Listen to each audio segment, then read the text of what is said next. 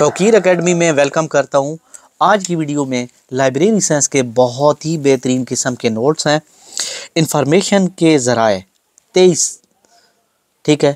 اگر آپ ہمارے مزید لیکچر دیکھنا چاہتے ہیں یوٹیوب کھولیں، اوپر سرچ بار میں آئیں، توقیر اکیڈمی وہاں پہ سرچ کریں، توقیر اکیڈمی کھل جائے گا۔ اس کو اوپن کر لیں، اوپر جا کے ویڈیوز میں جب آپ آئیں گے ادھر تو یہاں پہ ساری ویڈیوز ایک ترتیب میں لگی ہوئی ہیں، اور اس سے آگے آ جاتی ہے پلے لسٹ میں پورے سبجیکٹ کی ساری ویڈیوز موجود ہیں۔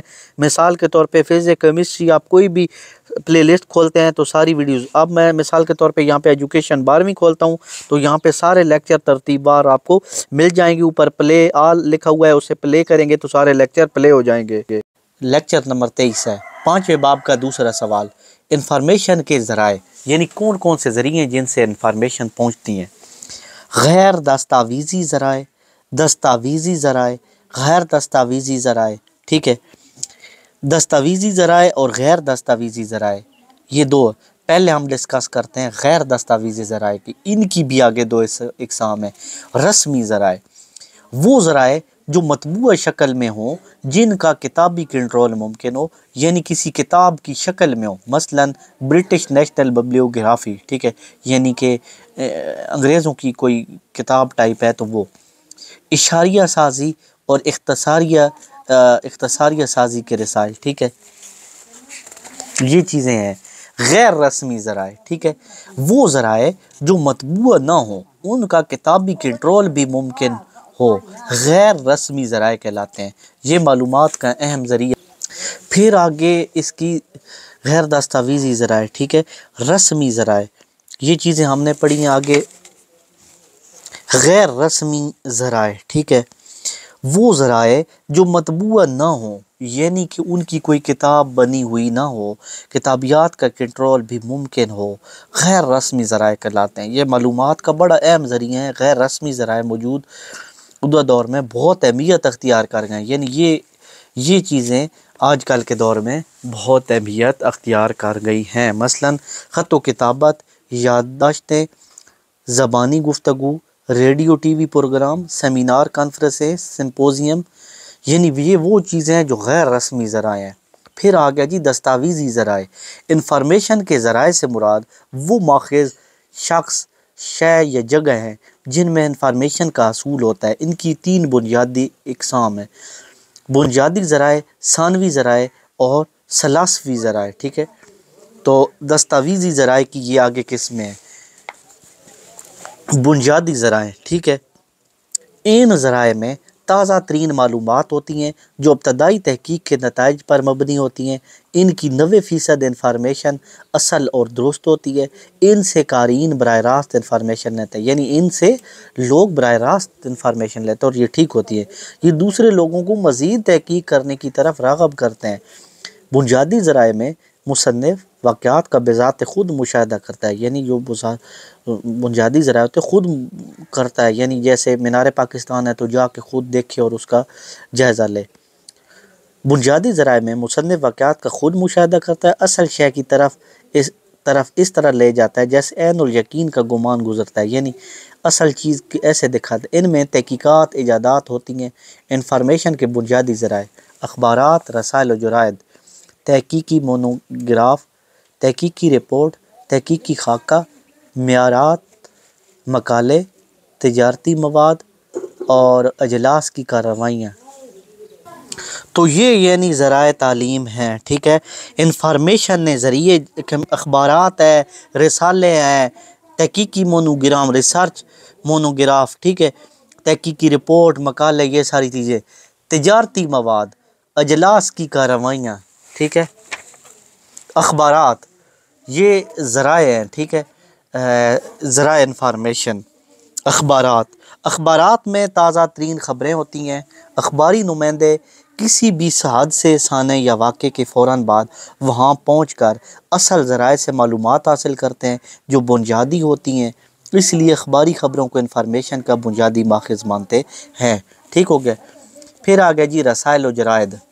کتاب کی اشاعت پر بہت سا وقت لگتا ہے، جبکہ رسائل کسی بھی موضوع پر ہونے والی تحقیق اور اس کے نتائج کو فوراً قارئین تک پہنچاتے ہیں۔ اخبار پہ بڑا ٹائم کتاب پہ بڑا ٹائم لگ جاتا ہے، لیکن رسالہ فوری وہ تحقیق کرتے ہیں اور فوری اس پہ لکھ دیتے ہیں۔ آج کل کے ذریعے انٹرنیٹ کے ذریعے الیکٹرانک رسائل تک سائنسدان، شعبہ طب سے وابستہ افراد رسائی کرتے ہیں۔ تحقیق مونوگراف کسی ایک موضوع پر طویل تحقیق مضامین کو تحقیقی مونوگراف کہتے ہیں۔ ریسرچ مونوگراف محقق اصل تحقیق کے بعد تقریباً 40 صفحات پر مشتمل ایک کتابچے کی صورت میں شائع کرتا ہے۔ اس میں اصل تحقیق کے نتائج پر بحث ہوتی ہے۔ تحقیقی رپورٹ عموماً کارخانوں، فیکٹریوں میں کسی خاص منصوبے کے بارے میں تازہ ترین معلومات پر مشتمل ہوتی ہے۔ یہ عموماً غیر مطبوعہ ہوتی ہے اور ان میں کسی خاص قسم کی موضوع، ایٹمی توانائی وغیرہ کسی موقع کی تحقیقات کا نچوڑ ہوتا ہے۔ تحقیقی رپورٹیں یعنی کوئی بھی موضوع ہوتا ہے تو اس پہ کوئی بندہ جا کے تحقیق کرتا ہے اور اس کا پورا خاکہ آ کے دیتا ہے۔ تحقیقی خاکہ نئی ایجادات کو اپنے نام سے محفوظ کروانے کے لیے جو تحقیقی خاکہ بنایا جاتا ہے اسے پیشنٹ کہتے ہیں۔ مثلاً افراد یا ادارے اپنی مصنوعات کے اجرائے ترکیبی یا فارمولے کو اپنے نام سے رجسٹر کروانے کے لیے حکومتی تحقیق حاصل کرتے ہیں اور اسے تحریری صورت میں متعلقہ ادارے کو پیش کرتے ہیں تاکہ وہ اس کی تیاری اور فروغ کا حق حاصل کر سکے۔ یعنی پہلے چیز کو تیار کرتے ہیں، پھر حکومت کو دیتے ہیں، حکومت اس کو اپروو کرتی ہے تاکہ اس کو شائع کریں۔ معیارات مختلف قومی اور بین الاقوامی ادارے مقررہ معیارات کے مطابق اشیاء کے معیاری ہونے کا سرٹیفکیٹ جاری کرتے ہیں۔ یعنی کچھ چیزیں ایسی ہوتی ہیں کہ وہ شائع کرتا ہے تو اس کا معیار جاری کرتا ہے، جیسے ISO انٹرنیشنل آرگنائزیشن اسٹینڈرڈ، ٹھیک ہے، ان میں کسی چیز کے معیاری ہونے کی خصوصیات کا اندراج ہوتا ہے، ٹھیک ہے۔ مقالے مختلف تعلیمی اداروں میں BS، MA، MPhil اور PhD کی ڈگری کے حصول کے لیے طلبہ سے ایک سپروائزر کی رہنمائی میں کسی خاص موضوع پر تحقیق کروائی جاتی ہے۔ یعنی کسی موضوع پر تحقیق کرو، وہ تحریری صورت میں مقالہ کہلاتی ہے۔ بنیادی اور تازہ ترین معلومات کی بنا پر ان کا شمار انفارمیشن بنیادی ذرائع میں ہوتا ہے۔ یعنی کہ اس کو کہتے ہیں PhD کی ڈگری دیتے ہیں تو وہ کوئی دیتے ہیں ایک بات کہ اس پہ تحقیق کرو، تو وہ بندہ اس پہ تحقیق کرتا ہے تو اس کو کیا کہتے ہیں؟ مقالہ لکھو، ٹھیک ہے۔ تجارتی مواد اشیاء کی فروخت کے لیے تاجران کی طرف سے شائع شدہ تجارتی مواد تجارتی اشیاء کے بارے میں معلومات کا ذریعہ ہے، ٹھیک ہے۔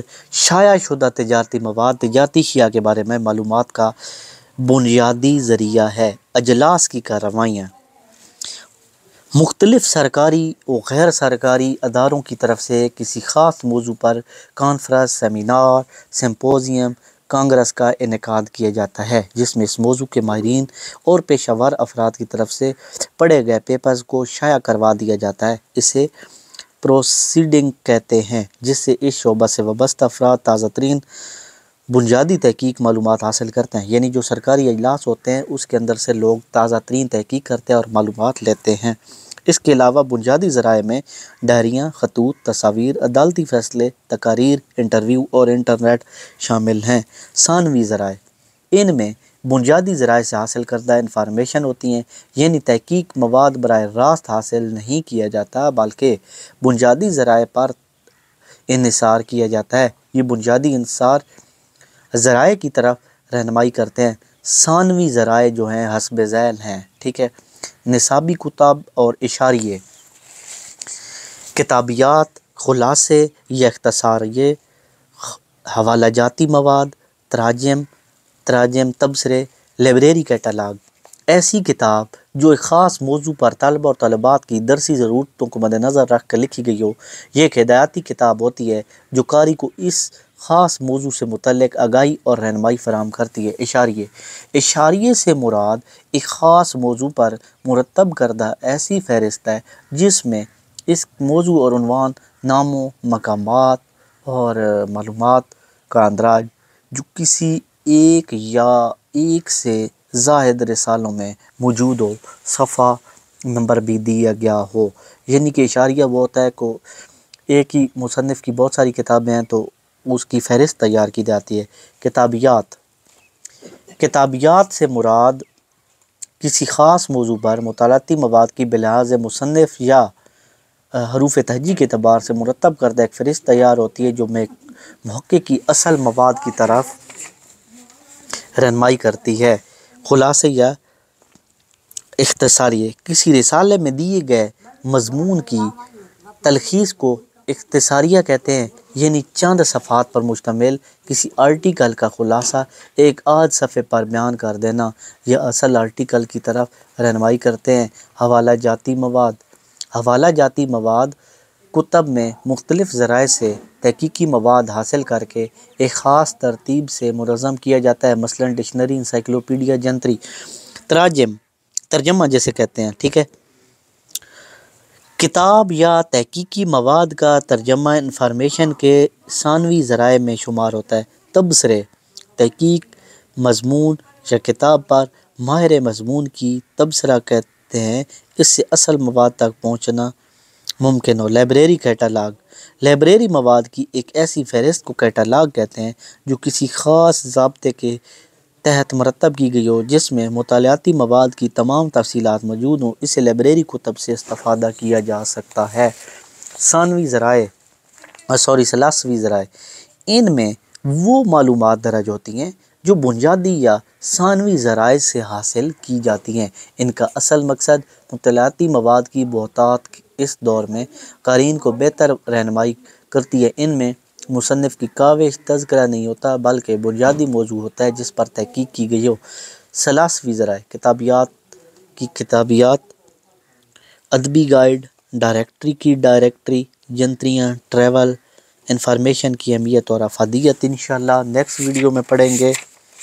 تو یہ سوال تھا جی 23واں، ٹھیک ہے، انفارمیشن کے ذرائع، اور انشاءاللہ نیکسٹ ویڈیو میں 24واں سوال ہوگا 5ویں چیپٹر کا کتواں، تیسرا سوال، ٹھیک ہے، انفارمیشن کی اہمیت اور افادیت۔ اسی ویڈیو کے ساتھ اب میں چاہتا ہوں اجازت، اللہ حافظ۔